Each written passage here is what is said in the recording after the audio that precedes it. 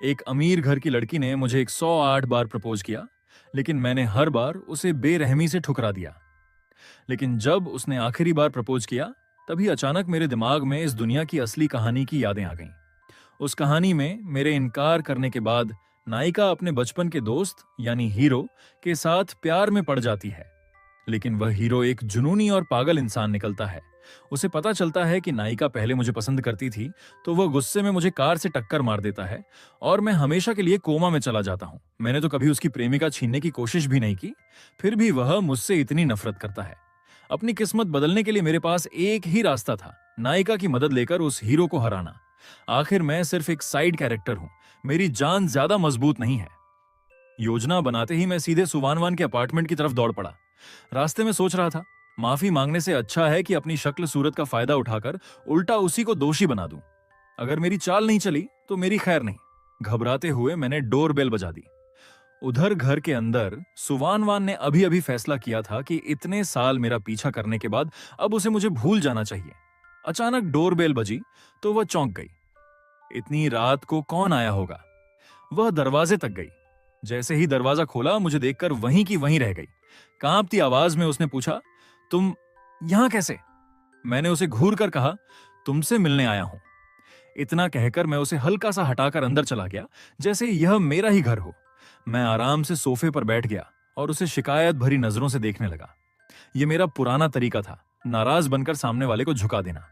सुवानवान लगभग आदत से मजबूर होकर मुझे मनाने वाली थी, लेकिन अगले ही पल उसे याद आया कि जिसे ठुकराया गया था वह खुद थी। फिर माफी वह क्यों मांगे? फिर भी उसने खुद को शांत किया और बिना किसी भाव के पूछा, ठीक है, बताओ, आखिर तुम यहां किस लिए आए हो? मैंने अकड़ते हुए कहा, तुमसे हिसाब लेने आया हूं। वह हैरान रह गई। मुझसे हिसाब? मैंने कहा, हाँ, पहले यह बताओ कि आज मैं कैसा लग रहा हूं। सुवानवान बहस नहीं करना चाहती थी, लेकिन वह मेरा स्वभाव जानती थी। अगर आज बात साफ नहीं हुई तो मैं आसानी से जाने वाला नहीं था। उसने मुझे ध्यान से देखा। आज मैंने मेकअप नहीं किया था, हमेशा की तरह स्टाइलिश कपड़े भी नहीं पहने थे, सिर्फ साधारण स्पोर्ट्स ड्रेस पहन रखी थी। उसने मन ही मन सोचा, आज इसकी क्लासें ज्यादा रही होंगी, इसलिए तैयार होने का समय नहीं मिला होगा। फिर उसने कहा, तुम अच्छे लग रहे हो। असल में वह जानती थी कि मैं अपने लुक्स को लेकर बहुत सजग रहता हूं। उसे लगा शायद मैं सिर्फ उसकी तारीफ सुनना चाहता हूं। उसके हिसाब से चाहे मैंने साधारण कपड़े पहने हों, लेकिन मेरा चेहरा इतना अच्छा था कि बोरी पहन लूं तब भी हैंडसम ही लगूं। लेकिन उसकी तारीफ सुनकर मैं और गुस्सा हो गया। मैंने भौहें चढ़ाकर कहा, कहाँ अच्छा लग रहा हूं? आज पूरे दिन बिना तैयार हुए क्लास की, चेहरा भी खराब लग रहा है, पुराने कपड़े पहने हैं। फिर भी तुम झूठ बोल रही हो कि मैं अच्छा लग रहा हूं। सुवानवान पूरी तरह चुप हो गई। उसे समझ ही नहीं आया कि मुझे गुस्सा किस बात पर है। आखिर उसने पूछा, तो फिर तुम चाहते क्या हो? मैंने नाराज होकर कहा, आज प्रपोज करने से पहले एक बार बता तो देती, कम से कम नए कपड़े पहन लेता, अच्छे से हेयर स्टाइल बना लेता। पहले भी तो कई बार प्रपोज किया है, आज इतनी जल्दी किस बात की थी? मैंने आगे कहा, इतना बड़ा तमाशा किया कि बात कॉलेज फोरम तक पहुंच गई। क्या तुम्हें पता नहीं, या जानबूझकर चाहती थी कि सब मेरी खराब तस्वीरें शेयर करें? सुवानवान हैरान रह गई। उसे समझ ही नहीं आ रहा था कि मेरी सोच आखिर चल कैसे रही है। असल में उसने आज बिना बताए इसलिए प्रपोज किया था क्योंकि उसने ठान लिया था, अगर आज भी मना हुआ तो हमेशा के लिए हार मान लेगी। उसे डर था कि अगर पहले बता देती तो मैं उससे बचकर भाग जाता। इसीलिए उसने अचानक मेरे सामने आकर प्रपोज किया। लेकिन उसने कभी नहीं सोचा था कि यही बात मेरे सामने उसकी गलती बन जाएगी। उसे हंसी भी आ रही थी और रोना भी। लेकिन मेरी इस अजीब हरकत की वजह से उसका दुख कुछ कम हो गया। अब वह पहले जितनी उदास नहीं थी। उसने गहरी सांस ली और कहा, ठीक है, इस बार सच में मेरी गलती थी, मैं तुमसे माफी मांगती हूं। मैंने मुंह फेरते हुए कहा, चलो, अब जब तुमने माफी मांग ली है तो मैं तुम्हें माफ करता हूं। अब जो सवाल तुमने फूल देते समय पूछा था उसे एक बार फिर पूछो। अब सुवानवान को कुछ उम्मीद जगी। उसने जल्दी से हिम्मत जुटाई। उसकी आंखों में खुशी और घबराहट दोनों साफ दिखाई दे रहे थे। उसे डर था कि कहीं वह फिर गलत न समझ बैठे और दोबारा सबके सामने ठुकरा दी जाए। लेकिन उसने सोचा, अब इससे ज्यादा बुरा क्या होगा, एक बार और सही। उसने धीरे से पूछा, क्या तुम मेरे बॉयफ्रेंड बनोगे? वह शांत दिखने की कोशिश कर रही थी, लेकिन उसका दिल जोर जोर से धड़क रहा था। मैंने उसकी आंखों में देखकर हल्की शर्म और झिझक के साथ कहा, ठीक है, मैं मान गया। ये सुनते ही सुवानवान का दिमाग बिल्कुल खाली हो गया। वह कुछ सोच ही नहीं पा रही थी। मैं लोमड़ी जैसी मुस्कान के साथ बोला, अगर तुमने नहीं सुना तो मान लूंगा कि मैंने कुछ कहा ही नहीं। लेकिन उसने साफ साफ सुन लिया था। उसे विश्वास नहीं हो रहा था। कुछ देर पहले इतने लोगों के सामने उसे ठुकरा दिया गया था, और अब उसी साधारण से अपार्टमेंट में उसे हाँ मिल गई। वह समझ ही नहीं पा रही थी कि आखिर हुआ क्या। आखिर उसने सोचना छोड़ दिया। वह मेरे सामने बैठ गई और नरम आवाज में बोली, आखिर तुम चाहते क्या हो? उसे शांत देखकर मैंने भी राहत की सांस ली। लगता है माफी मांगने या सफाई देने से बेहतर तरीका यही था कि उल्टा उसी को दोषी बना दो। मैंने कहा, मैं तुमसे नाराज नहीं हूं। मैं तो पहले से ही हां कहने वाला था, लेकिन तुमने इतना बड़ा तमाशा कर दिया कि मैं घबरा गया। तुम्हें पता था कि आज मेरी सारी क्लासें थीं, मैं बिल्कुल तैयार नहीं था। फिर भी तुम इतने लोगों को लेकर आ गई। क्या चाहती थी कि मेरी खराब तस्वीरें पूरे कॉलेज में फैल जाएं? मैंने आगे कहा, तुम थोड़ा इंतजार नहीं कर सकती थी? जब मैं नए कपड़े पहन लेता तब प्रपोज करती। अगर मैं वहीं सबके सामने हाँ कह देता तो उन तस्वीरों का क्या होता? उन्हें हटवाता तो लोग शक करते, रहने देता तो मेरी खराब फोटो हमेशा घूमती रहती। इसीलिए मैंने पहले मना किया था। मैं तुम्हें बाद में समझाने वाला था, लेकिन तुम तो फूल फेंक कर गुस्से में चली गई। अगर मैं खुद यहां नहीं आता तो क्या तुम कई दिनों तक मुझसे छिपती रहती? मैंने हाथ बांधकर नाराज चेहरा बनाया और फिर कहा, और एक बात, तुम इतने सारे फूल क्यों लेकर आई थी? मैंने पहले ही कहा था कि मुझे फूल लेना पसंद नहीं।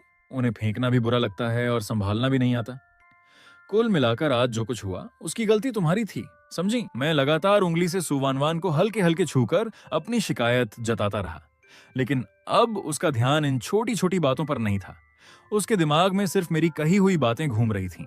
उसे आखिर समझ आ गया कि आज का प्रपोजल उसने खुद ही बिगाड़ दिया था। उसने इस प्रपोजल की तैयारी के लिए न जाने कितनी जानकारी जुटाई थी, कई सहेलियों से सलाह ली थी और बड़ी मेहनत से पूरा प्रपोजल प्लान किया था। लेकिन वही तैयारी मेरी नजर में उसे रिजेक्ट करने की वजह बन गई।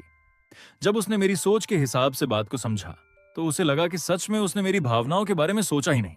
फिर भी इतनी बेइज्जती होने के बाद भी मैं खुद उसे समझाने उसके घर चला आया। यह सोचकर उसके दिल में मेरे लिए और भी नरमी आ गई। कम से कम अब उसे यकीन हो गया कि मैं सच में उसे ठुकराना नहीं चाहता था। हालांकि कुछ देर पहले वह सच में इतना दुखी थी कि जीने का मन नहीं कर रहा था, लेकिन अब उसे लगा कि गलती उसी की थी। वह बहुत जल्दबाजी कर बैठी थी और उसने मेरी भावनाओं का बिल्कुल ध्यान नहीं रखा। यहां तक कि फूलों का आइडिया भी उसकी सहेलियों का था।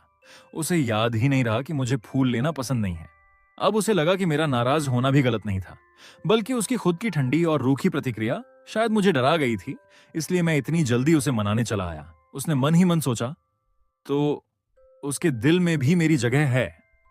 जिस दिल को वह हमेशा के लिए बंद कर देना चाहती थी, वह फिर से पिघल गया। उसने धीरे से कहा, मुझे इस बार माफ कर दो। तुम्हें जो फूल पसंद नहीं थे मैंने उन्हें फेंक दिया। समझ लो मैंने तुम्हारे लिए उन्हें हटा दिया। मैंने मन ही मन सोचा, मैं तो तुम्हें मनाने ही आया हूं, बाकी बातें बाद में होंगी। पहले रिश्ता पक्का करना जरूरी है। फिर मैंने कहा, आज तुमने मेहनत तो की थी, बस समय गलत चुन लिया। इसलिए इस बार मैं तुम्हें माफ करता हूं। चलो, अब मुझे भूख लगी है। तुमने आज डिनर की भी तैयारी की होगी ना? सुवानवान मुस्कुराई। हाँ, उसी प्राइवेट रेस्टोरेंट में जहां जाने की बात तुम काफी समय से कर रहे थे। मैंने पहले से प्राइवेट रूम भी बुक कर लिया है। चलें, या पहले तुम कपड़े बदलना चाहोगे? मैंने अपने कपड़ों की तरफ देखा। सच में आज मैं बहुत साधारण कपड़ों में था, लेकिन मैंने सोचा, अगर मैं अभी यहां से गया और कहानी के असर से उसका मन फिर बदल गया तो मुसीबत हो जाएगी। इसलिए मैंने कहा, छोड़ो, ऐसे ही चलते हैं। वैसे भी आज जितनी बेइज्जती होनी थी हो चुकी। ठीक है, चलो। इतना कहकर सुवानवान ने अपना हाथ मेरी तरफ बढ़ाया। वह आखिरी बार यह यकीन करना चाहती थी कि मैं सच में उसका बॉयफ्रेंड बन गया हूं।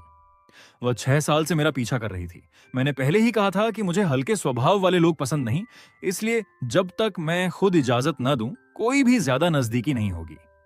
मैं उसका मतलब समझ गया। मैंने बिना झिझक अपना हाथ उसके हाथ पर रखा और मुस्कुराकर कहा, चलो गर्लफ्रेंड। ये सुनते ही उसका दिल जोर जोर से धड़कने लगा।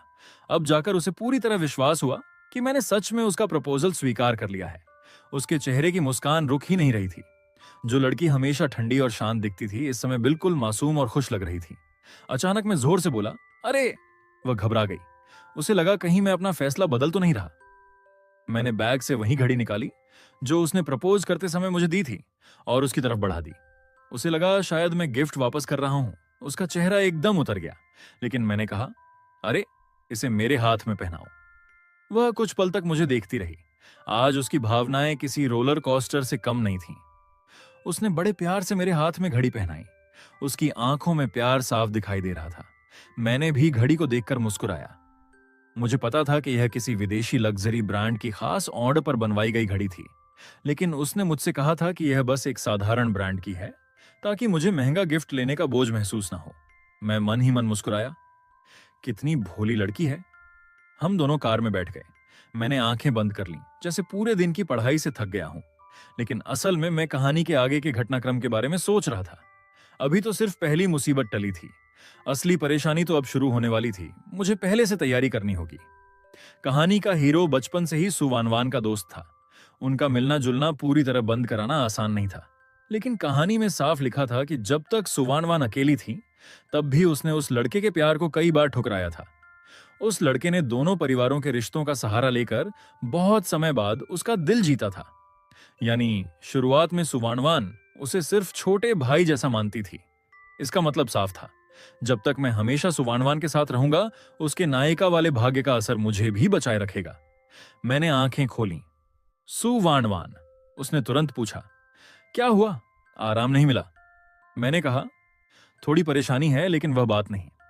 अब हमारा रिश्ता बदल चुका है, इसलिए कुछ नियम पहले ही तय कर लेते हैं। तुम्हें उन्हें मानना होगा। उसने बिना सोचे कहा, ठीक है। मैंने गला साफ किया। हम अब बॉयफ्रेंड गर्लफ्रेंड हैं, लेकिन मैं सिर्फ हाथ पकड़ने और गले लगाने की इजाजत देता हूं। उससे आगे कुछ भी नहीं। बाकी सब शादी के बाद होगा, समझी? कुछ देर तक उसने जवाब नहीं दिया। मैंने दोबारा पूछा, सुना तुमने? वह मुस्कुराकर बोली, हाँ सुना। चिंता मत करो, मैं तुम्हारी हर बात का सम्मान करूंगी। असल में वह अभी अभी मन ही मन मुझे गले लगाने और किस करने की कल्पना कर रही थी। अब उसे लगा कि मेरा यह नियम बिल्कुल सही था। फिर उसने हिम्मत करके पूछा, अगर शादी की बात हो तो क्या तुम मुझसे शादी करोगे? मैंने सोचा उसने ऐसा सवाल पूछेगी, इसकी उम्मीद नहीं थी। असल में मैंने जानबूझकर शादी का जिक्र किया था, क्योंकि बॉयफ्रेंड गर्लफ्रेंड का रिश्ता उतना मजबूत नहीं होता जितना पति पत्नी का। मैंने उसे घूरते हुए कहा, क्या मतलब? क्या तुम मुझसे शादी नहीं करना चाहती? वह तुरंत घबरा गई। नहीं, बिल्कुल नहीं। मैं तो हमेशा तुमसे ही शादी करना चाहती हूं। उसने गाड़ी किनारे रोक दी और मेरी तरफ मुड़कर पूरी गंभीरता से कहा, मैंने कभी ऐसा सोचा भी नहीं कि मैं तुमसे शादी नहीं करूंगी। मैं कुछ सेकंड तक उसे ध्यान से देखता रहा, फिर बोला, ठीक है, इस बार तुम पास हो गई। मैंने इतने साल तुम्हें इसलिए परखा क्योंकि मैं शादी के बारे में सोच रहा था। अगर सिर्फ कुछ दिनों का रिश्ता बनाना होता तो मैं इतना समय क्यों लगाता? ऐसी गर्लफ्रेंड जिससे कभी भी ब्रेकअप हो जाए, उसके लिए मैं इतनी मेहनत नहीं करता। यह कहकर मैंने अपनी पिछली सख्ती का भी अच्छा बहाना बना लिया। सुवानवान को भी मेरी बात समझ में आने लगी। मैंने फिर कहा, हाँ, मैं क्या कह रहा था? ओह हाँ, ज्यादा से ज्यादा गहरा किस, बस वहीं तक, उससे आगे कुछ नहीं, इसे याद रखना। और अगर कभी तुम दुखी हो, परेशान हो या मेरी किसी बात से तुम्हें तकलीफ हो, तो सीधे मुझे बता देना। लेकिन मैं तुम्हें समझाऊंगा या अपना फैसला बदलूंगा या नहीं, यह मेरे मूड पर निर्भर करेगा। मुझ पर दबाव मत डालना। तुम जानती हो कि मैं बहुत समझदार इंसान नहीं हूं। अगर तुम नहीं बताओगी तो शायद मुझे सच में पता भी नहीं चलेगा। असल में तुमने ही मुझे इतना बिगाड़ दिया है। याद है, तुमने अपने हाथ से मेरे लिए टिश्यू बॉक्स बनाया था। मैं कहना चाहता था कि तुम्हें इतनी मेहनत करने की जरूरत नहीं, लेकिन मुझसे उल्टी बात निकल गई। बाद में मैं माफी मांगना चाहता था, लेकिन तुमने ऐसा दिखाया जैसे तुम्हें कोई फर्क ही नहीं पड़ा। मुझे लगा शायद वह टिश्यू बॉक्स खरीदा हुआ था। फिर मैंने सोचा, मैंने इतनी सख्त बात कह दी है, अब शायद तुम दोबारा इतनी मेहनत नहीं करोगी। इसलिए अगर आगे कभी कुछ हो तो सीधे मुझे बता देना, समझी? मैंने जानबूझकर पुराने सबसे बड़े गलतफहमी वाले किस्से का जिक्र किया। बाकी बातें वो खुद समझ जाएगी। टिश्यू बॉक्स वाली घटना याद आते ही सुवानवान भी पुराने दिनों में खो गई। उस दिन उसका दिल सच में टूट गया था, लेकिन वह मुझसे बहुत प्यार करती थी, इसलिए उसने अपना दुख अकेले ही सह लिया था। आज पहली बार उसे उस घटना की दूसरी वजह पता चली। शायद हमारी सोच शुरू से अलग थी। उसे याद आया कि जब हम पहली बार मिले थे, तब मैं इतना नखरीला नहीं था। धीरे धीरे उसी ने मुझे इतना लाड प्यार दिया कि मैं ऐसा बन गया। अगर हमारी सारी गलतफहमियां सिर्फ अलग सोच की वजह से थीं, तो शायद मुझे दोष देना भी सही नहीं था। आखिर मैं सिर्फ 20 साल का लड़का था। मैंने कभी प्यार नहीं किया था। प्यार निभाना नहीं आता था, यह बिल्कुल सामान्य बात थी। सुवानवान ने प्यार भरी नजरों से मुझे देखा और कहा, मैं समझ गई। आगे से मैं भी अपने मन की बात साफ साफ बताऊंगी। मैंने संतुष्ट होकर सिर हिलाया, फिर मुस्कुराकर कहा, ठीक है, तुम्हारे अधिकारों की बात हो गई। अब तुम्हारी जिम्मेदारियों की बारी है। यह सबसे जरूरी बात है, इसे अच्छे से याद रखना, मैंने गंभीर चेहरा बनाकर कहा। सुवान वान मुझे देखकर मुस्कुरा तो रही थी, लेकिन हंसी रोक कर रखी। उसे मैं बहुत प्यारा लग रहा था, मगर वह नहीं चाहती थी कि पहले ही दिन अपने बॉयफ्रेंड को नाराज कर दे। वह भी गंभीर होकर बोली, चिंता मत करो, मेरी याददाश्त बहुत अच्छी है। मैंने संतुष्टि से सिर हिलाया। सबसे पहले तुम्हें एक अच्छी गर्लफ्रेंड की तरह रहना होगा। पहले भी तुम इस मामले में अच्छी थीं। तब तुम सिर्फ मुझे पसंद करती थीं, इसलिए अगर कभी किसी लड़के से बात कर लेती थीं तो मैं ज्यादा कुछ नहीं कहता था। लेकिन अब तुम किसी की गर्लफ्रेंड हो, इसलिए आज के बाद हर दूसरे लड़के से दूरी बनाकर रखनी होगी। फिर मैंने खास तौर पर कहा, सिर्फ तुम्हारे सगे रिश्तेदार अलग हैं, बाकी चाहे बचपन का दोस्त हो, पड़ोस का भाई हो या कोई रिश्ते का भाई, किसी से भी ज्यादा नजदीकी नहीं, समझी? सुवान वान ने बिना एक पल सोचे सिर हिला दिया। ठीक है, मैं वादा करती हूं। उसके लिए अपने बॉयफ्रेंड को सुरक्षित महसूस कराना उसकी जिम्मेदारी थी। मैंने फिर जोर देकर कहा, और सुनो, तुम जिस पड़ोस वाले बड़े भाई की बात करती थीं, जिसने बचपन में तुम्हारा बहुत ध्यान रखा था, उससे भी दूरी रखनी होगी। सुवान वान ने पूरे विश्वास से कहा, ठीक है, मैं मानती हूं, मुझे उसके चरित्र पर पूरा भरोसा था। वह जो वादा करती थी उसे हमेशा निभाती थी। मैं मन ही मन खुश हो गया। मेरे चेहरे पर मुस्कान आ गई। मुझे मुस्कुराते देखकर सुवानवान ने भी मन में फैसला कर लिया कि अब वह पहले से भी ज्यादा मेरा ख्याल रखेगी। आखिर 6 साल की मेहनत के बाद उसे मैं मिला था। वह किसी भी छोटी बात की वजह से मुझे खोना नहीं चाहती थी। मैंने आगे कहा, और एक बात, मुझसे कभी कोई बात मत छिपाना। मुझे सरप्राइज पसंद नहीं है। अगर मुझे पहले से भी पता होगा कि क्या होने वाला है, तब भी अगर वह चीज मुझे पसंद होगी तो मेरी खुशी कम नहीं होगी। लेकिन अगर सरप्राइजेस देने के लिए मुझसे झूठ बोलोगी तो वही खुशी आधी रह जाएगी। तुम जानती हो, मुझे अपनी इज्जत बहुत प्यारी है और मैं जल्दी भावुक हो जाता हूं। अगर गुस्से में मैंने कोई ऐसी बात कह दी जिसे वापस नहीं लिया जा सकता और फिर अपनी जिद की वजह से माफी भी ना मांग पाया, तो हमारा रिश्ता टूट सकता है। मेरी बातें सुनकर सुवानवान को आज की घटना याद आ गई। उसे पुराने सारे सरप्राइज भी याद आने लगे। अब उसे समझ आया कि मैं सरप्राइज से नफरत नहीं करता था, बल्कि झूठ और छिपाने वाली बात मुझे पसंद नहीं थी। वह मुस्कुराकर बोली, ठीक है, अब से मैं हर बात पहले तुम्हें बता दूंगी। फिर उसने थोड़ा झिझकते हुए पूछा, और तुम? मैं उसकी बात नहीं समझ पाया और तुरंत बोला, मैं भी ऐसा ही करूंगा। जो चीज मुझे खुद पसंद नहीं, वही मैं तुम्हारे साथ क्यों करूंगा? मैंने नाक सिकोड़ते हुए कहा। सुवानवान की मुस्कान और गहरी हो गई। उसे लगा कि हमारे बीच की दूरी और कम हो गई है। मैंने आखिरी नियम बताया, और सबसे जरूरी बात, तुम्हें हमेशा मेरे साथ रहना होगा। मुझे सबसे ज्यादा प्यार करना होगा, चाहे सामने कोई भी हो, यहां तक कि तुम्हारे मम्मी पापा भी। तुम्हें बिना सोचे मेरी तरफ खड़ा होना होगा। सुवानवान ने तुरंत कहा, यह तो बिल्कुल स्वाभाविक है। मैंने संतुष्ट होकर कहा, बस मेरी बातें खत्म। आज मैं अच्छे मूड में हूं, इसलिए तुम्हें भी एक शर्त रखने का मौका देता हूं। सुवानवान ने मुस्कुराकर सिर हिलाया। मुझे कोई शर्त नहीं चाहिए, बस तुम हमेशा मेरे साथ रहना, मेरे लिए वही काफी है। मैंने कहा, सच? मैंने मौका दिया था, तुमने खुद मना किया है। फिर मैंने कहा, चलो अब गाड़ी चलाओ, मुझे सच में बहुत भूख लगी है। हम दोनों उस प्राइवेट रेस्टोरेंट पहुंचे। आखिरकार मुझे वह खाना खाने को मिला जिसकी मैं लंबे समय से बात कर रहा था। खाना सच में बहुत स्वादिष्ट था। सुवानवान मुझे खुशी से खाते हुए देखकर खुद भी खुश हो गई। उसने मन ही मन तय कर लिया कि अगर मुझे फिर कभी यहां आना होगा तो वह सीधे मालिक से बात करके मेरे लिए इंतजाम करवा देगी। लेकिन खाना खत्म होने के बाद उसके चेहरे पर उदासी आ गई। वह चाहती थी कि किसी तरह थोड़ा और समय मेरे साथ बिताए। आधा घंटा भी मिल जाए तो उसे खुशी होगी। इतनी मुश्किल से उसे अपना प्यार मिला था, इसलिए वह इतनी जल्दी मुझसे अलग नहीं होना चाहती थी। लेकिन उसे क्या पता था कि मेरे दिमाग में किसी और बात की योजना चल रही थी। कहानी के अनुसार कल उसका बचपन का दोस्त वापस देश आने वाला था। यहीं से असली खतरा शुरू होने वाला था। वह लड़का सीधे सुवानवान के अपार्टमेंट पहुंचने वाला था। उसे पहले से उसकी क्लास का टाइम टेबल भी पता था और उसके घर के पासवर्ड लॉक का राज भी मालूम था। फिर वह सीधे उसके घर में पहुंचकर उसे अपने आकर्षण से प्रभावित करने वाला था। यही वह घटना थी जहां उनकी भाई बहन जैसी दोस्ती धीरे धीरे प्यार में बदलती है।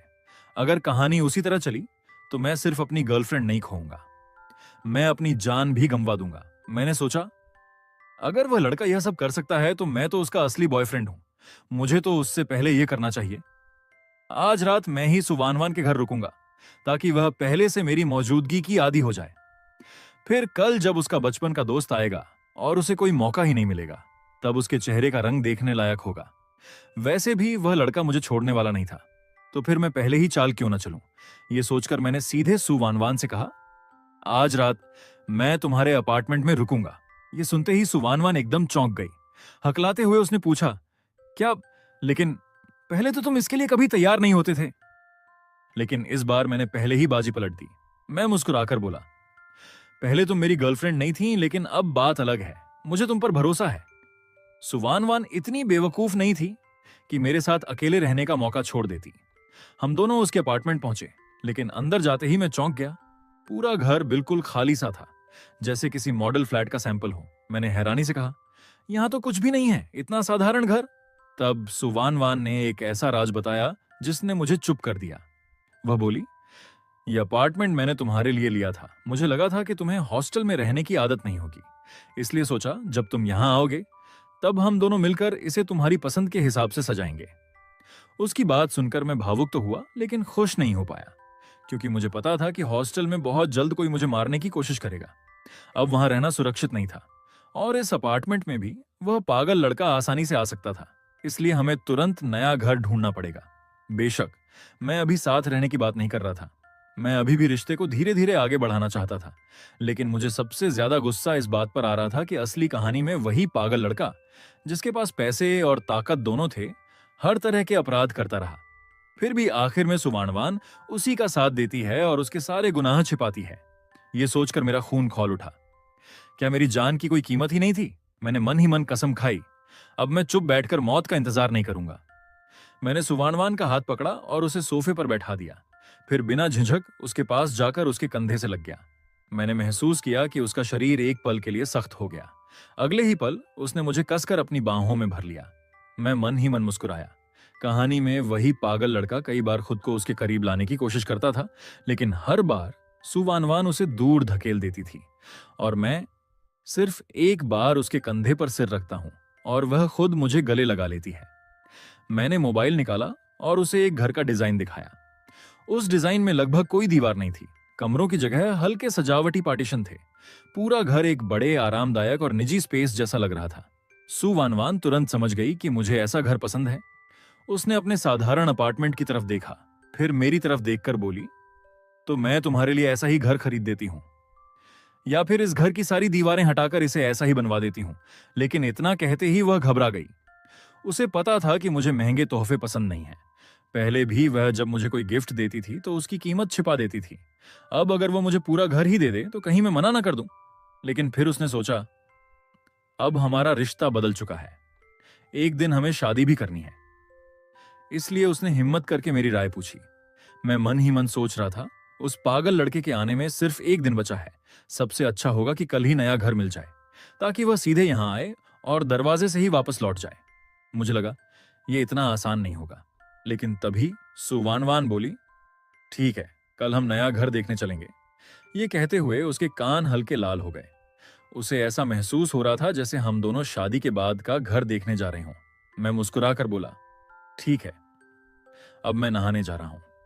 मैं कपड़े नहीं लाया, जब तक मैं नहा लूं तुम मेरे कपड़े सुखा देना। यह सुनते ही सुवानवान का चेहरा पूरी तरह लाल हो गया। उसे इतना शर्माते देखकर मुझे लगा कि आज यहां आना सही फैसला था। अगर कल वह पागल लड़का आकर जानबूझकर उसे बहकाने की कोशिश करता तो शायद वह इतनी आसानी से संभल नहीं पाती। सच कहूं तो यह बात कहते समय मुझे भी थोड़ी शर्म आ रही थी, लेकिन उसे मुझसे ज्यादा शर्माते देखकर मेरी झिझक खत्म हो गई। मैंने कहा, चिंता मत करो, तुम्हें धोने की जरूरत नहीं है, बस इन्हें अच्छी तरह सुखा देना। ठीक है, मैं नहाने जा रहा हूं, तुम बाहर इंतजार करना। सुवानवान अभी भी समझ नहीं पा रही थी कि उसके साथ क्या हो रहा है। उसके दिमाग में बस एक ही बात घूम रही थी, मैं कौन हूं, कहां हूं और अभी मुझे क्या करना है। फिर उसे याद आया, ओह, मुझे अपने बॉयफ्रेंड के कपड़े सुखाने हैं। करीब 5 मिनट बाद वो मेरे कपड़े हाथ में लेकर खड़ी थी। उसे उन्हें पकड़ते हुए भी शर्म आ रही थी। फिर भी वह बार बार देखकर यह यकीन कर रही थी कि कपड़े अच्छी तरह सूख जाए। उधर मैं लंबे समय से तनाव में था। गर्म पानी के टब में बैठते ही लगभग सो ही गया था। फिर अचानक मेरी आंख खुली। मैं दोबारा कहानी की यादों को मन ही मन दोहराने लगा। अब मुझे लगने लगा था कि यह यादें किसी वरदान से कम नहीं है। ऐसा महसूस हो रहा था जैसे मुझे पूरी कहानी पहले से पता हो, शायद लेखक से भी ज्यादा। मैंने बाहर आवाज लगाई, और सुवानवान, अपनी आंखें बंद कर लो, मैं बाहर आ रहा हूं। सुवानवान ने बिना कुछ पूछे तुरंत आंखें बंद कर लीं। मैंने उससे अपने सूखे कपड़े लिए, उन्हें पहन लिया, ऊपर से तौलिया लपेटा और बाहर आ गया। सुवानवान को खुद भी समझ नहीं आ रहा था कि मैंने आंखें बंद करने को क्यों कहा, लेकिन उसने बिना सवाल किए मेरी बात मान ली। मैंने पहले यह पक्का किया कि सुवानवान ने सच में अपनी आंखें बंद कर ली हैं।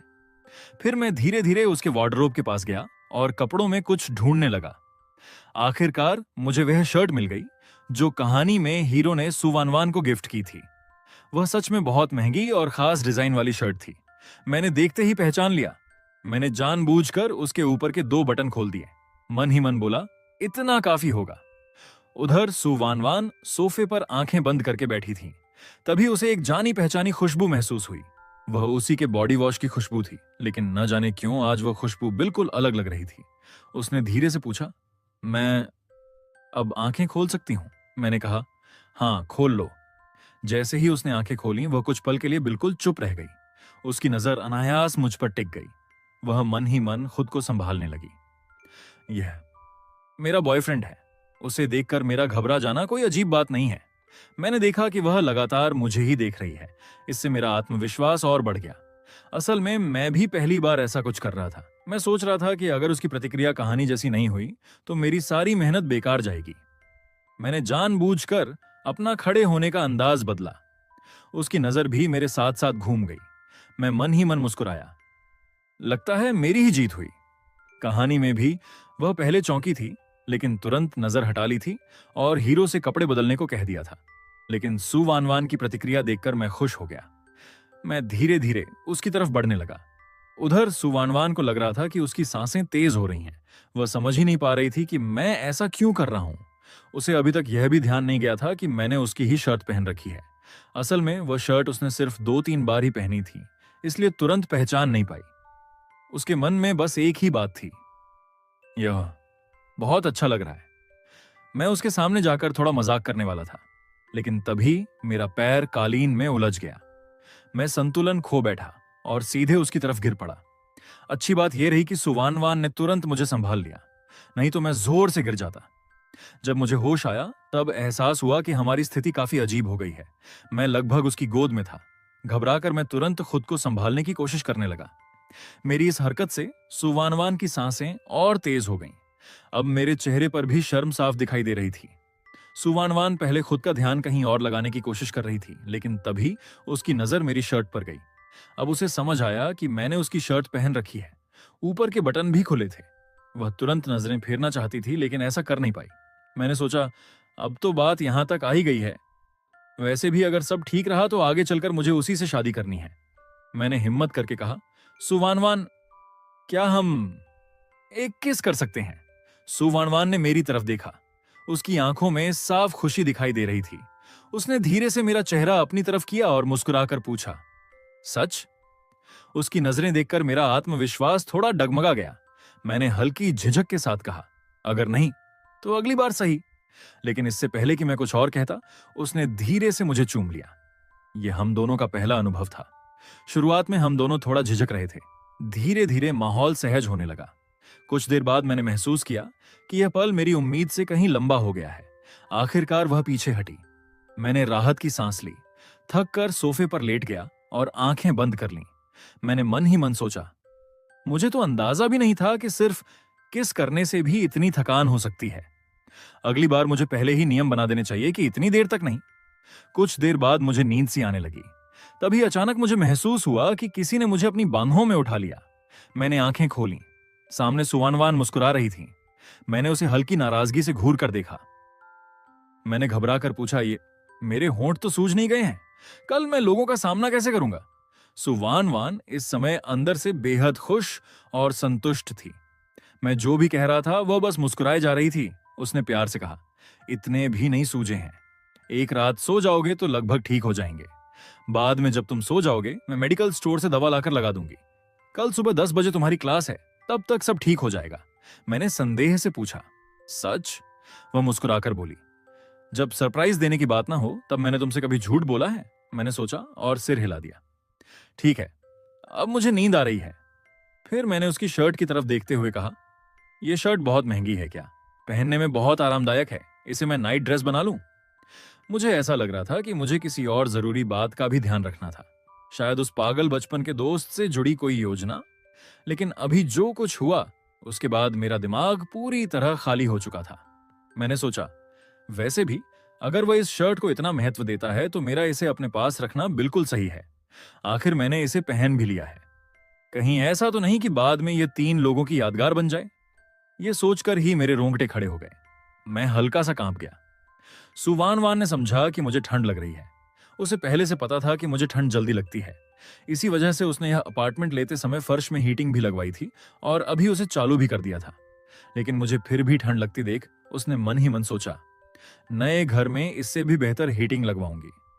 मेरे मिंगमिंग को कभी ठंड नहीं लगनी चाहिए। वह जल्दी से मुझे सहारा देकर बिस्तर तक ले गई और कंबल अच्छी तरह ओढ़ा दिया। अब कैसा लग रहा है? अभी भी ठंड लग रही है? मैंने महसूस किया और कहा, नहीं, अब ठीक है। हम दोनों ने एक दूसरे को शुभ रात्रि कहा। मैंने आंखें बंद कर लीं।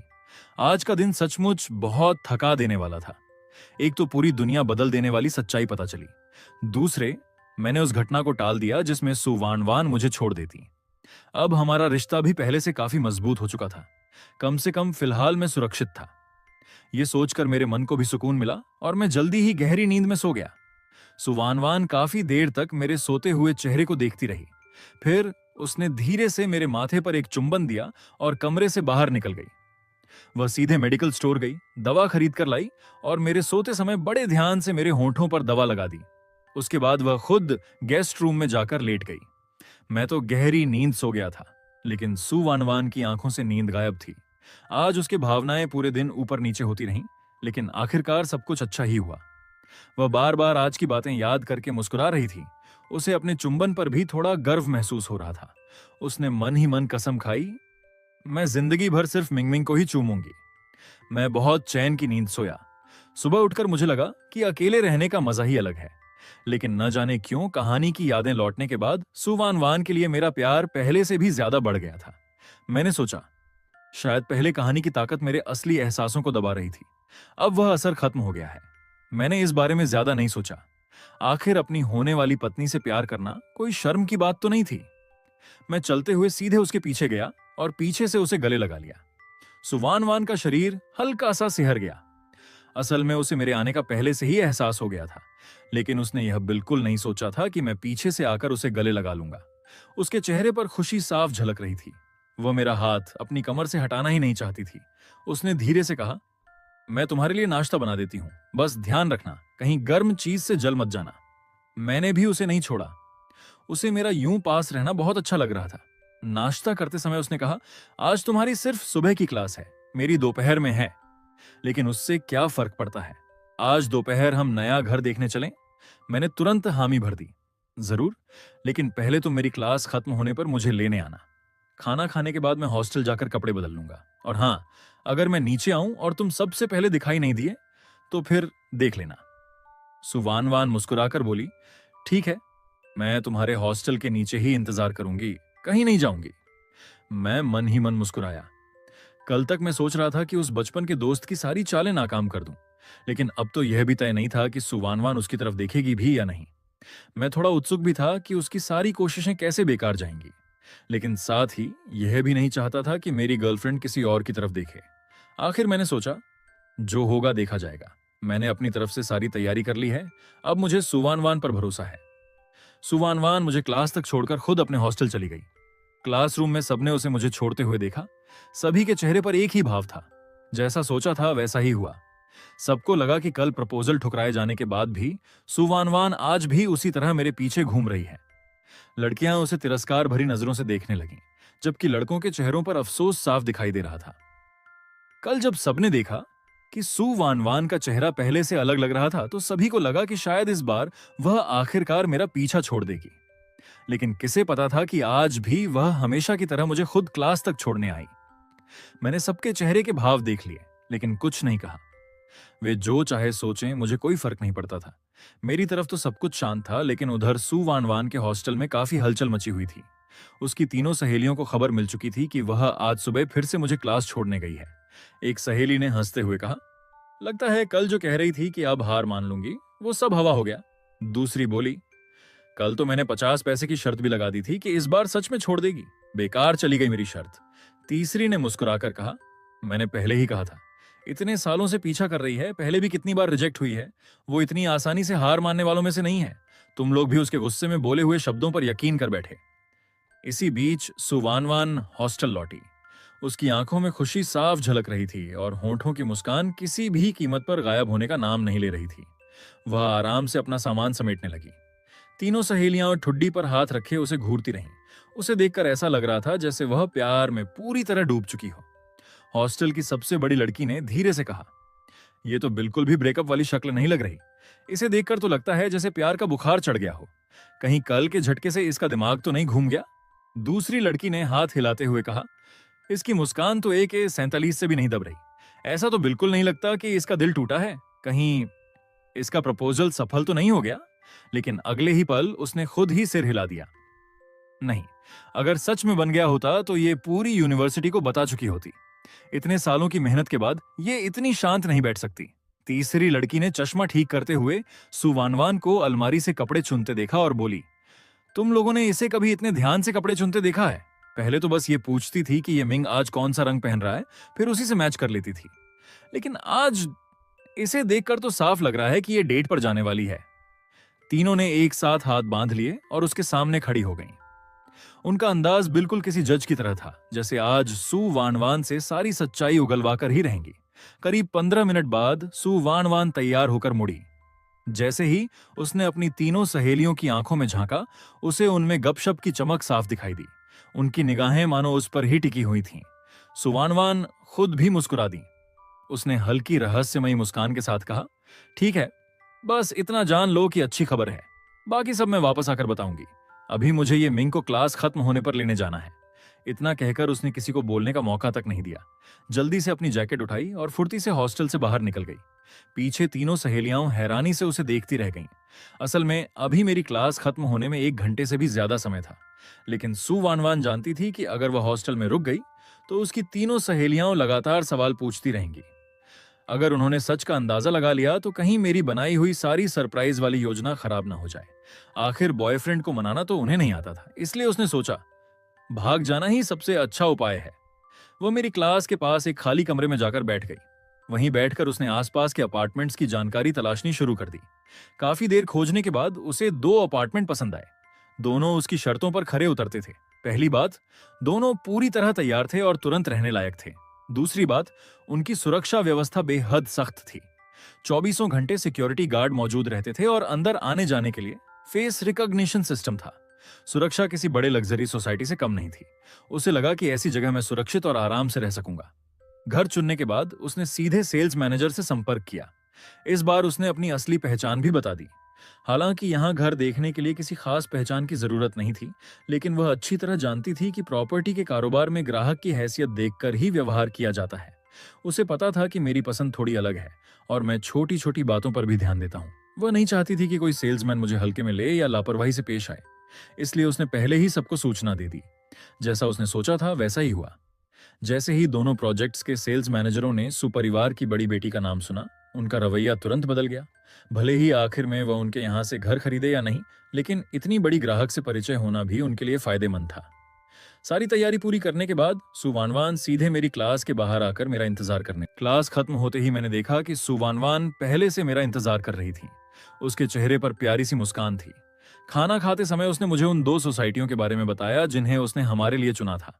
मैंने सबसे पहला सवाल पूछा, इन दोनों में सिक्योरिटी किसकी बेहतर है? सू वान थोड़ी हैरान हुई कि मुझे सबसे ज्यादा सिक्योरिटी की चिंता है। फिर उसने जवाब दिया, मैंने पूछताछ की है, दोनों जगह सुरक्षा बहुत सख्त है। गार्ड सभी रिटायर्ड सैनिक हैं। कोई भी बाहरी व्यक्ति बिना मालिक की पुष्टि के अंदर नहीं जा सकता। मैंने संतोष से सिर हिलाया। इतना काफी है। शायद वह पागल लड़का अंदर आ भी जाए, लेकिन कम से कम छिपकर कैमरे या निगरानी का सामान नहीं लगा पाएगा। खाना खाने के बाद मैं हॉस्टल लौटा और सुवानवान द्वारा पहले दिया गया महंगा सूट पहन लिया। मुझे देखते ही सुवानवान फिर से मेरी खूबसूरती में खो गई। अब उसे समझ आ गया था कि मैंने कल उसके प्रपोजल को तुरंत क्यों स्वीकार नहीं किया था। ऑफिशियल रिलेशनशिप की पहली तस्वीर यादगार होनी चाहिए। इंसान को अपना सबसे अच्छा रूप दिखाना चाहिए।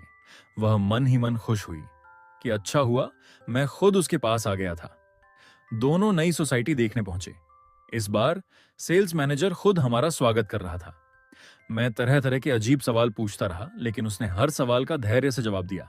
सुवानवान मन ही मन मुस्कुरा रही थी। अच्छा हुआ मैंने पहले ही अपनी पहचान बता दी थी, नहीं तो शायद सेल्स वाले इतनी गंभीरता से बात नहीं करते। आखिरकार मैंने स्कूल के सबसे पास वाली सोसाइटी चुन ली। घर पूरी तरह फर्निश्ड था, सामान तक लगा हुआ था, यानी तुरंत शिफ्ट हुआ जा सकता था। घर देखने के बाद मैंने कहा, चलो पहले सुपरमार्केट चलते हैं, फिर रात को तुम खाना बनाना। सुवानवान तुरंत मान गई। असल में वह इस बात से ज्यादा खुश थी कि आज रात भी हम साथ रहेंगे, लेकिन उसने कहा, मुझे पहले पुराने अपार्टमेंट से कुछ सामान लेना होगा। उसकी बात सुनकर मैंने समय देखा। यह बिल्कुल वही समय था जो असली कहानी में लिखा था।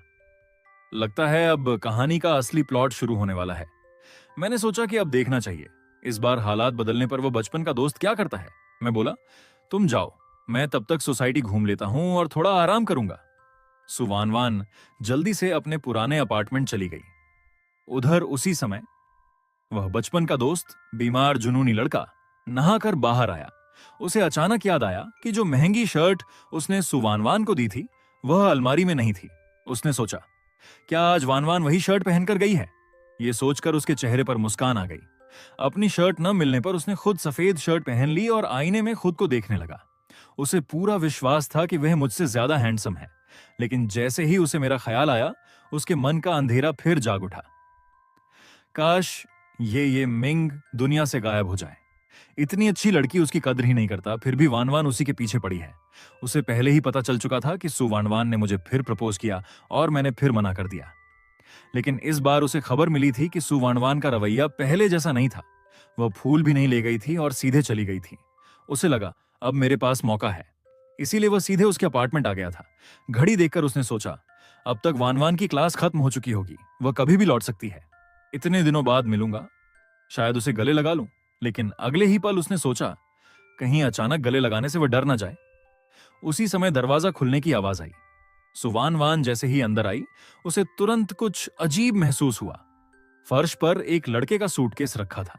उसने तुरंत समझ लिया, दरवाजा टूटा नहीं है, यानी जिसने भी प्रवेश किया है उसे पासवर्ड पता था। मां के अलावा सिर्फ वही लड़का पासवर्ड जानता है। लगता है वह विदेश से लौट आया है। हालांकि उसने राहत की सांस ली, लेकिन मन ही मन फैसला कर लिया, जब हमारा रिश्ता सबको बता दूंगी तब मां से कहूंगी कि घर का पासवर्ड किसी दूसरे लड़के को मत बताया करो। वह घर के अंदर आते ही बोली, तुम हो ना? उस लड़के को उम्मीद नहीं थी कि वह इतनी जल्दी पहचान ली जाएगी। वह तुरंत बाहर आ गया, लेकिन जैसे ही सुवानवान ने उसकी तरफ देखा, सामने लगभग आधा खुला शरीर दिखाई दिया। उसने बिना देखे तुरंत दूसरी तरफ मुंह घुमा लिया और बोली, पहले ठीक से कपड़े पहन लो, मुझे कोई जल्दी नहीं है। उसे लगा शायद वह कपड़े बदल रहा था और उसकी आवाज सुनकर बाहर आ गया। लेकिन वह लड़का 2 कदम और आगे बढ़ते हुए बोला, मैं तो कपड़े पहन चुका हूं। इस बार सुवानवान ने ध्यान से देखा, फिर उसकी नजर सीधे उस सफेद शर्ट पर गई। उसने भौहें सिकोड़ते हुए कहा, यह शर्ट मेरी है ना? और अगले ही पल ठंडे स्वर में बोली, अब यह शर्ट फेंकनी पड़ेगी, नहीं तो यह मिंग नाराज हो जाएगा। हालांकि मेई शिवांग ने महसूस कर लिया था कि सुवानवान खुश नहीं है, लेकिन उसने इस बात को ज्यादा महत्व नहीं दिया। उसे यकीन था कि सुवानवान इतनी सी बात पर उससे सचमुच नाराज नहीं होगी।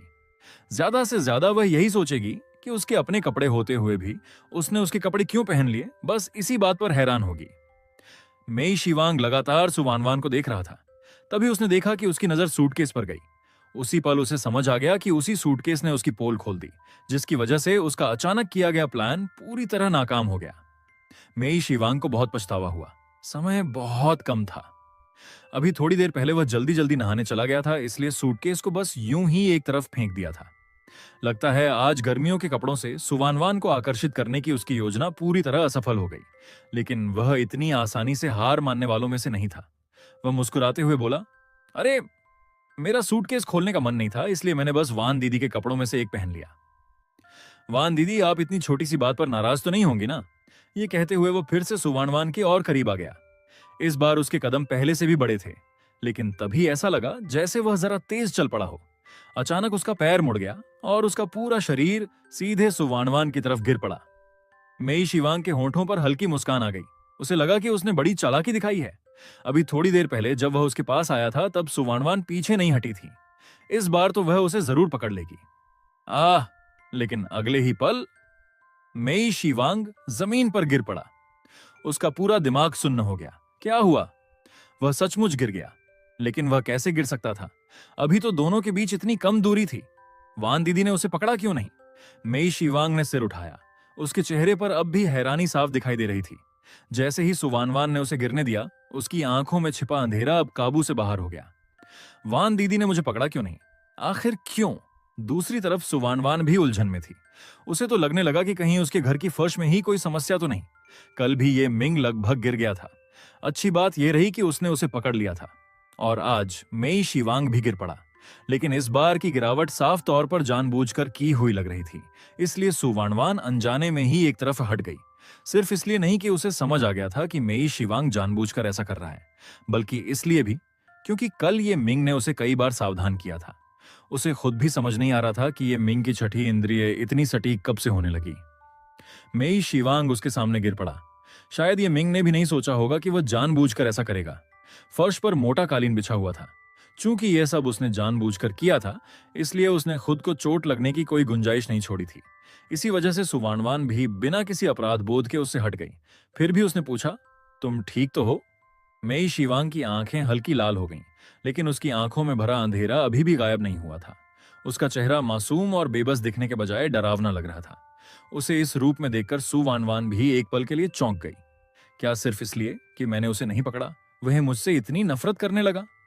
उसी क्षण उसे लगा कि बचपन से साथ बड़ा हुआ यह छोटा भाई अब उसे बिल्कुल अजनबी लगने लगा है। आखिर विदेश में उसके साथ क्या हुआ था? मेई शिवांग ने सुवानवान की प्रतिक्रिया देखी और तुरंत समझ गया कि अभी अभी उससे अपनी असली फितरत उजागर हो गई थी। उसने जल्दी से अपने मन के सारे अंधेरे विचार दबा दिए। फिर शिकायत भरे लहजे में बोला, वान दीदी, आपने मुझे पकड़ा क्यों नहीं? ऊपर से आप तो खुद ही हट गई। ये कहते हुए उसने दोनों हाथ आगे बढ़ा दिए, मानो चाहता हो कि सुवानवान उसे अपनी बाहों में उठाकर खड़ा करे। मेई शिवांग ने इतनी जल्दी अपना चेहरा बदल लिया कि एक पल के लिए सुवानवान को भी लगा शायद अभी जो उसने देखा था वह उसका भ्रम था। उसने फिलहाल उस अजीब एहसास को मन में दबा दिया। हालांकि उसका चेहरा पहले से थोड़ा नरम हो गया, लेकिन उसने मेई शिवांग को उठाने के लिए हाथ नहीं बढ़ाया। उसने सीधे पूछा, तुम जानबूझकर मेरे ऊपर क्यों गिरे थे? कल ये मिंग की बात सुनने के बाद उसने तय किया था कि आगे से मन की हर बात सीधे कहेगी। इसलिए इस बार भी उसने बिना घुमाए अपना शक सामने रख दिया। उसने मेई शिवांग के लिए कोई बहाना नहीं छोड़ा, क्योंकि आज उसका व्यवहार उसकी यादों वाले छोटे भाई से बिल्कुल अलग था। जब से वह घर आया था तभी से उसमें कुछ अजीब महसूस हो रहा था। कल ये मिंग की अचानक गायब होने वाली घटना के बाद शायद शुरुआत में सुवानवान को कुछ समझ नहीं आया था, लेकिन जब मेई शिवांग किसी भी हालत में कपड़े बदलने को तैयार नहीं हुआ और बार बार उससे चिपकने की कोशिश करने लगा, तब उसके मन में शक पैदा हो गया। हालांकि वह बचपन से पले बढ़े इस छोटे भाई के बारे में ऐसा सोचना नहीं चाहती थी, लेकिन सच्चाई उसके सामने थी। खासकर अभी जिस तरह वह जरूरत से ज्यादा प्यार जताते हुए उससे लिपट रहा था और चाहता था कि वह उसे अपनी बाहों में उठा ले। क्या कहीं ऐसा तो नहीं कि उसके इस छोटे भाई के मन में उसके लिए भाई बहन से अलग भावनाएं पैदा हो गई हैं? यही सोचकर सुवानवान ने तय किया कि अब उसे थोड़ा सख्त रवैया अपनाना होगा।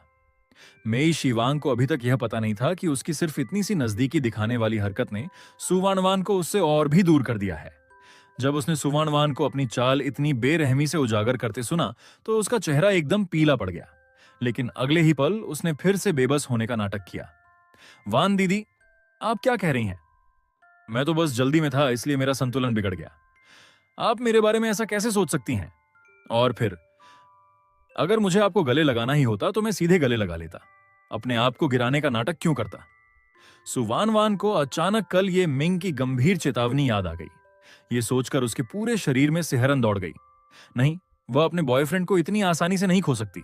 इसलिए उसने जमीन पर बैठे मेई शिवांग की ओर देखते हुए कहा, लगता है तुम्हें कोई गंभीर चोट नहीं आई। घर में फर्स्ट एड बॉक्स रखा है, अगर दर्द हो रहा है तो दवा लगा लेना। मुझे अभी कुछ जरूरी काम है, मैं चलती हूं। अगर चाहो तो यहीं रह सकते हो। इतना कहकर वह सीधे अपने बेडरूम में चली गई। कमरे में मेई शिवांग के छोड़े हुए निशानों को देखकर उसकी भौहें और सिकुड़ गईं। उसने मन ही मन तय किया कि अगली बार वह उससे इस बारे में ठीक से बात करेगी। कल रात रान रान के छोड़े हुए निशान मेई शिवांग ने लगभग पूरी तरह बिगाड़ दिए थे। यह सोचकर उसका दिल जैसे खून के आंसू रोने लगा। उधर मेई शिवांग अब भी जमीन पर बैठा था। वह देखता रहा कि सुवानवान सचमुच बिना पीछे मुड़े चली गई। गुस्से में उसने पास रखी लगभग हर चीज उठाकर तोड़ डाली।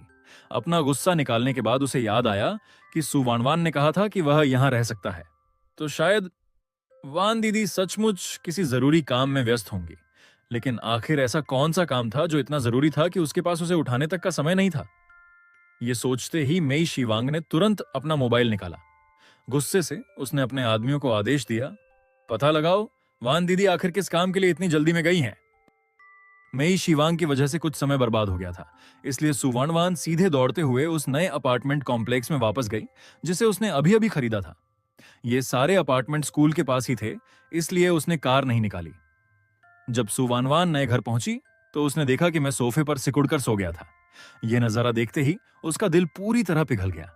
उसे एक पल के लिए ऐसा भ्रम हुआ मानो यह उनकी शादी के बाद की जिंदगी हो और मैं अपने ही घर में उसका इंतजार करते करते सो गया हूं। सुवानवान ने अपने कदम बेहद हल्के कर लिए। वह कुछ देर तक मेरा सोता हुआ चेहरा देखती रही। वह सोच ही रही थी कि मुझे उठाकर बिस्तर पर सुला दे। तभी मेरी आंख खुल गई। मैंने उनींदी आवाज में पूछा, क्या तुमने मुझे जगा दिया?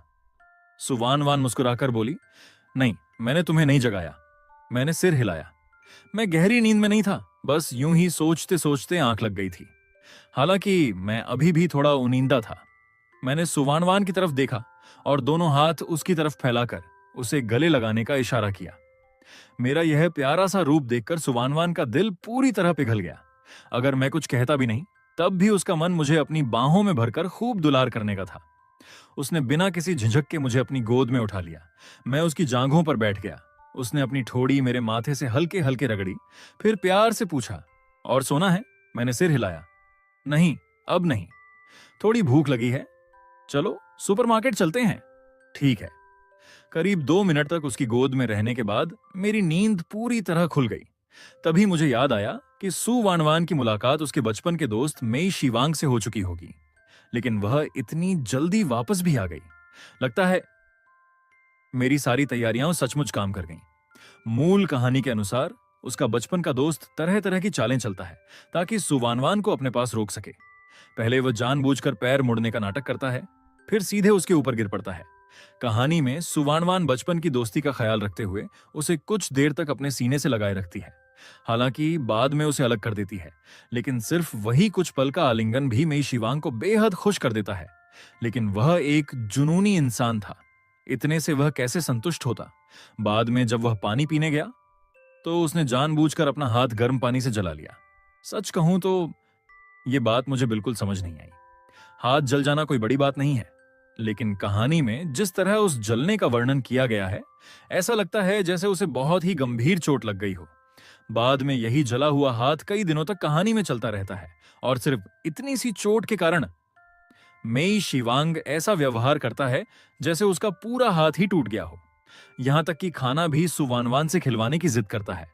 हालांकि सुवानवान उसे मना कर देती है, लेकिन फिर भी उसी चोट की वजह से उसका खास ख्याल रखने लगती है। अरे, ये तो सिर्फ एक गिलास पानी था, मान लो पानी उबलता हुआ भी था, तो भी इतनी सी मात्रा से हाथ इतना बुरी तरह कैसे जल सकता है? और फिर वह उबलता हुआ पानी भी नहीं था, वह तो पीने लायक पानी था, इतना गर्म भी नहीं हो सकता था। फिर इतनी गंभीर चोट कैसे लग गई? इस लेखक की सामान्य जानकारी पर सचमुच शक होता है। और सबसे मजेदार बात, कहानी की सुवानवान सचमुच मान भी लेती है कि मेई शिवांग बहुत बुरी तरह घायल हो गया है। अगर लेखक को उसके लिए कोई दया बटोरने वाली चाल लिखनी ही थी, तो कम से कम थोड़ी समझदारी से लिखता, वरना उस पर विश्वास करने वाली सुवानवान मुझे किसी बेवकूफ से कम नहीं लगती। लेकिन जिस सुवानवान को मैं जानता हूं, वो बहुत समझदार है। बाद में कहानी में भी वह मेई शिवांग की सारी चालाकियां पहचान लेती है। बस तब तक वह उससे प्यार करने लगी होती है, इसलिए वह कुछ नहीं करती। और तो और, कहानी वाला मैं भी उसी बेवकूफी भरी नकली चोट की वजह से अनजाने में मई शिवांग की मदद कर देता हूं, जिससे सुवानवान के मन में उसके लिए और भी अपराध बोध पैदा हो जाता है। सच में ये सोचकर मेरा खून खौलने लगा। बेकार लेखक। उधर सुवानवान अपने नरम नाजुक और प्यारे बॉयफ्रेंड को बाहों में भरकर बेहद खुश थी, लेकिन अचानक उसने महसूस किया कि उसका बॉयफ्रेंड जैसे नाराज हो गया है। वह तुरंत सोचने लगी, क्या मैं लौटने में ज्यादा देर कर बैठी? नहीं, ऐसा तो नहीं हो सकता। मैं तो उसके बताए हुए समय के अंदर ही दौड़कर वापस आ गई थी और अभी तो वह सो भी रहा था। इसका मतलब यह भी नहीं कि उसे मेरी बहुत जल्दी थी, या फिर क्या मैंने उसे बहुत कसकर पकड़ लिया जिससे उसे असहज महसूस हुआ? नहीं, यह भी नहीं लगता, क्योंकि अभी भी उसने अपनी बाहें मेरी गर्दन के चारों ओर डाल रखी थीं। काफी सोचने के बाद भी उसे वजह समझ नहीं आई। आखिरकार उसने सीधे पूछ लिया, मिंगमिंग, क्या हुआ? किसने तुम्हें नाराज कर दिया? मैं अभी भी कहानी के घटनाक्रम से पूरी तरह बाहर नहीं निकला था। अनजाने में मैंने खुद को उसी कहानी वाले किरदार की जगह रख लिया था। इसलिए जब मैंने सामने सुवानवान को देखा तो बिना वजह उसी पर गुस्सा आने लगा। सुवानवान ने बेहद नरमी से कहा, मिंगमिंग, अगर मैंने तुम्हें नाराज किया है तो मुझे बता दो कि मेरी गलती क्या है। उसका इतना कोमल व्यवहार देखकर मुझे अचानक होश आया। मैंने मन ही मन सोचा, वह कहानी वाली सुवानवान नहीं है, ये तो मेरी मासूम और प्यारी गर्लफ्रेंड है। मैं एक पल के लिए थोड़ा शर्मिंदा हो गया, लेकिन अपनी गलती मानने का तो सवाल ही नहीं था। यही अच्छा मौका था उससे मेई शिवांग के बारे में पूछने का। मैंने पूछा, जब तुम अभी अपार्टमेंट गई थी, क्या वहां तुम्हारी किसी से मुलाकात हुई? और क्या कुछ हुआ भी था? सुवानवान हैरान रह गई। उसे समझ नहीं आया कि मुझे यह सब कैसे पता चल गया, लेकिन उसका बॉयफ्रेंड नाराज था, इसलिए उसने मुझसे कुछ भी नहीं छिपाया। उसने शुरू से लेकर आखिर तक सारी बातें विस्तार से बता दी और बार बार इस बात पर जोर दिया कि उसने मेरे कहे अनुसार मेई शिवांग से अच्छी दूरी बनाए रखी। हाँ, एक बात उसने नहीं बताई, यानी मेई शिवांग के मन में उसके लिए जो अलग तरह की भावनाएं होने का उसे शक हुआ था, उसने उसका जिक्र नहीं किया। बस इतना कहा कि वह सब एक हादसा था। मैं पूरी गंभीरता से उसकी बातें सुनता रहा, साथ ही अपने दिमाग में मूल कहानी के घटनाक्रम से उसकी तुलना भी करता रहा। घटनाएं तो लगभग वही थीं, लेकिन इस बार सुवानवान की प्रतिक्रिया पूरी तरह अलग थी। इसका मतलब अब आगे की कहानी भी बदलने वाली थी। सबसे पहले मैंने एक बार फिर यह पक्का कर लिया कि कहानी का भविष्य बदला जा सकता है। ऐसा नहीं है कि कोई अदृश्य शक्ति हर हाल में मूल कहानी को उसी दिशा में ले जाएगी। दूसरी बात, कल जो तैयारियां मैंने की थीं, वे सचमुच काम कर गईं। आखिर जैसे मैं रास्ते में किसी खूबसूरत और अच्छी फिगर वाली लड़की को देखूं तो अनजाने में दोबारा उसकी तरफ देख ही लेता हूं, वैसे ही अगर शरीर की बात करूं तो मैं मानता हूं कि मेरा फिगर दुनिया का सबसे बेहतरीन नहीं है, लेकिन मेरा शरीर जन्म से ही गोल्डन रेशियो वाले अनुपात में है, इसलिए उसे काफी अच्छा माना जा सकता है। और जहां तक चेहरे की बात है, मुझे लगता है कि मैं लगभग पूरे अंक पाने लायक हूं, चूंकि आज सुवानवान ने बहुत अच्छा व्यवहार किया था। इसलिए इनाम के तौर पर मैंने उसके होंठों के किनारे हल्का सा चुंबन दे दिया, लेकिन अगले ही पल उसने मुझे पकड़ लिया और कई मिनट तक लगातार किस करती रही। मैंने उसे घूरते हुए कहा, थोड़ी देर में हमें सुपरमार्केट भी जाना है। अगर मेरे होंठ सूज गए तो फिर तुम्हें इसका नतीजा भुगतना पड़ेगा। मेरा यह थोड़ा सा नकचढ़ा अंदाज देखकर सुवानवान को मैं और भी प्यारा लगने लगा। वह मुस्कुराकर बोली, डरो मत, मैंने पूरा ध्यान रखा है।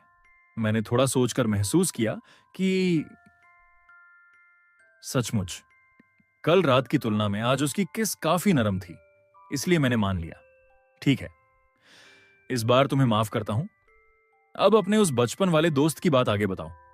अभी तुमने कहा था कि वह गिर गया था और तुमने उसे पकड़ा नहीं। सुवानवान ने सिर हिलाया।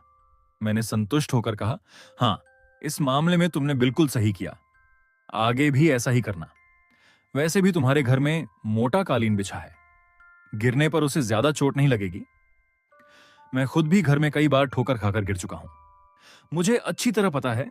मुझे डर था कि कहीं बाद में उसे यह सोचकर अपराध बोध न होने लगे कि उसने मेई शिवांग को नहीं पकड़ा, इसलिए मैंने जानबूझकर यह बात और जोड़ दी। लेकिन सुवानवान को तो पहले से ही पता था कि मेई शिवांग जानबूझकर गिरा था, इसलिए उसके मन में जरा भी अपराधबोध नहीं था। मेरी बात सुनकर उसने पूरी सहमति में सिर हिला दिया। यह देखकर मैं मन ही मन बहुत खुश हुआ। बहुत बढ़िया। आज मेई शिवांग की सारी चालें पूरी तरह बेकार चली गईं। मूल कहानी में सुवानवान अभी अभी प्यार में धोखा खाकर दुखी हुई थी। ऐसे समय में मेई शिवांग की ये सारी हरकतें उसके टूटे हुए दिल का दर्द बांट देती थीं। इसी वजह से बाद में जब भी मेई शिवांग उसके साथ ऐसी हरकतें करता, सुवानवान उसे पहले से ज्यादा बर्दाश्त करती। उसे लगता था कि जब वह सबसे ज्यादा दुखी थी तब मेई शिवांग ने ही उसका साथ दिया था। लेकिन अब हालात पूरी तरह बदल चुके थे। सुवानवान का दिल नहीं टूटा था। वह तो मुझसे मिलने के लिए बेचैन होकर भागी चली आई थी। ऐसे में मेई शिवांग की हरकतें उल्टा असर कर रही थीं। उसने तो बस अपनी प्रेमी से मिलने जा रही सुवानवान का समय बर्बाद किया था। और फिर कल मैंने उसे बार बार समझाया भी था कि दूसरे लड़कों से दूरी बनाए रखना। हो सकता है अब सुवानवान को भी लगने लगा हो कि मेई शिवांग जानबूझकर उसके और उसके बॉयफ्रेंड के बीच आ रहा है। अपनी सारी बात कहने के बाद सुवानवान थोड़ा घबराकर मेरी तरफ देखने लगी। उसे लगता था कि उसने आज सब कुछ ठीक किया है। लेकिन लड़के कई बार चीजों को अलग नजरिए से देखते हैं, और मैं तो वैसे भी सबसे अलग सोचता हूं। मैंने उसकी घबराई हुई शक्ल देखी।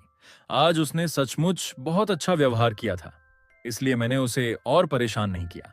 मैंने मुस्कुराकर कहा, आज तुमने बहुत अच्छा किया। आखिर तुम दोनों बचपन से साथ बड़े हुए हो।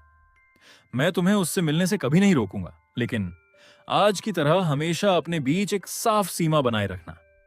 यह सुनकर सुवानवान ने राहत की सांस ली। उसके चेहरे पर भी मुस्कान लौट आई। ठीक है, उसे लगा कि अब बात यहीं खत्म हो गई। लेकिन अचानक मैंने अपनी मुस्कान समेट ली। फिर गंभीर होकर पूछा, तुम कहती हो कि तुम इस शिवांग को सिर्फ छोटे भाई की तरह मानती हो, लेकिन क्या वह भी तुम्हें उसी नजर से देखता है? मुझे तो नहीं लगता। मुझे लगता है वह तुम्हें एक औरत की तरह पसंद करता है, भाई बहन वाले प्यार की तरह नहीं, बल्कि एक पुरुष और स्त्री के बीच होने वाले प्यार की तरह। अचानक मुझे मूल कहानी की शुरुआत याद आ गई। उस समय सुवानवान अभी अभी प्यार में असफल हुई थी। मेई शिवांग बहुत चालाक था। उसे पता था कि अभी अगर वह अपने प्यार का इजहार करेगा तो सुवानवान उससे दूरी बना लेगी। इसलिए उसने पहले अपने जज्बात छिपाए। यह सब मूल कहानी में उसकी मन की बात के रूप में लिखा गया था।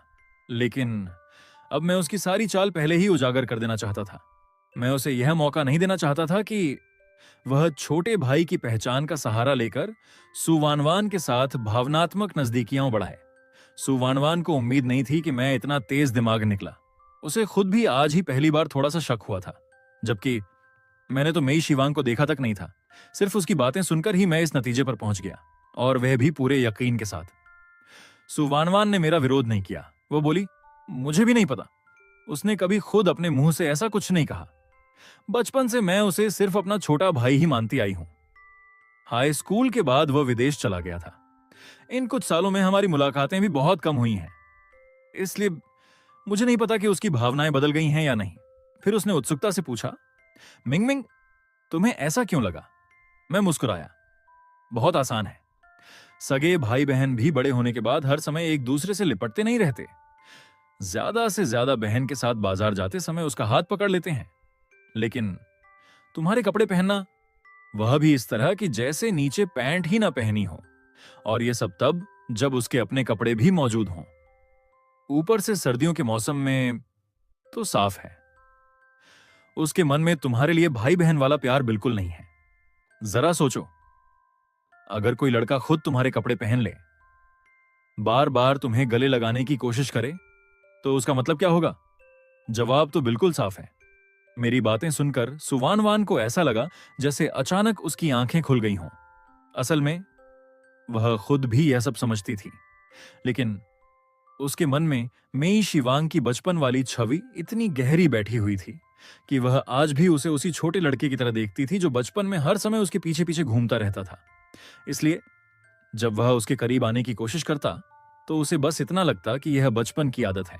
अब जाकर उसे एहसास हुआ कि सचमुच वह खुद ही सच्चाई को नहीं देख पा रही थी। उसने मन ही मन फैसला किया, अब वह आज के मेई शिवांग की तुलना उसके बचपन वाले रूप से नहीं करेगी। दोस्तों, मुझे पता है कि आप सब एक रुथलेस एमसी वाली कहानी का इंतजार कर रहे हैं। बस थोड़ा सा और इंतजार कीजिए।